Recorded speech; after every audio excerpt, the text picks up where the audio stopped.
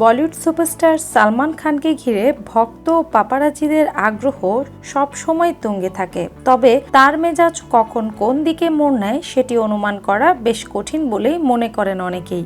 মঙ্গলবার রাতে পাপারাজিদের উপর বিরক্ত হতে দেখা গেলেও ঠিক পরের রাতেই সম্পূর্ণ ভিন্ন মেজাজে ধরা দিলেন এই অভিনেতা।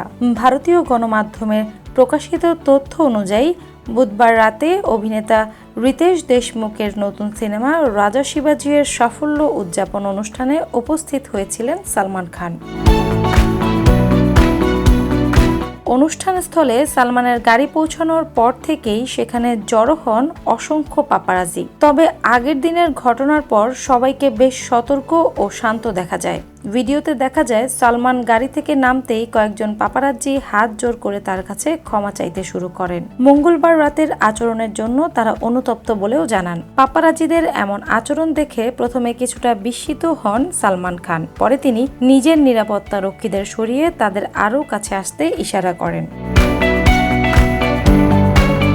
সবাইকে সরি বলতে দেখে মুচকি হাসেন অভিনেতা। তার অভিব্যক্তিতেই বোঝা যায় আগের দিনের ক্ষোভ আর ধরে রাখেননি তিনি। এ সময় সামাজিক যোগাযোগ মাধ্যমে ছড়িয়ে পড়া একটি ভিডিওতে দেখা যায় পাপারাজিরা নিজেদের মধ্যে বলাবলি করছেন, আজ কেউ চিৎকার করবে না, লাভ ইউ ভাই। তাদের এমন মন্তব্য শুনে মজার ছলে প্রতিক্রিয়া জানান সালমান। তিনি বলেন, হ্যাঁ, এই জায়গাটা চিৎকার করার জন্য একদম উপযুক্ত।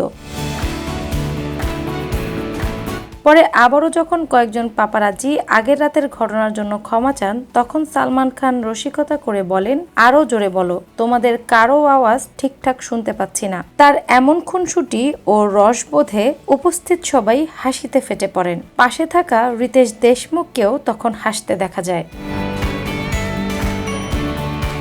ঘটনার ভিডিও প্রকাশের পর সামাজিক যোগাযোগ মাধ্যমেও তা নিয়ে শুরু হয়েছে ব্যাপক আলোচনা। অনেকেই বলছেন, ক্ষোভের পর মুহূর্তেই পরিস্থিতি সহজ করে ফেলার ক্ষমতা সালমান খানের ব্যক্তিত্বেরই একটি অংশ। বলিউডের ভাইজান নামে পরিচিত এই তারকা প্রায় পাপারাজিদের সঙ্গে নানা মজার মুহূর্তে ধরা দেন। কখনো রাগ, কখনো হাসি, দুই মিলিয়েই যেন তৈরি হয়েছে তার আলাদা এক তারকাসুলভ উপস্থিতি। ডেস্ক রিপোর্ট, বাংলা বাজার পত্রিকা।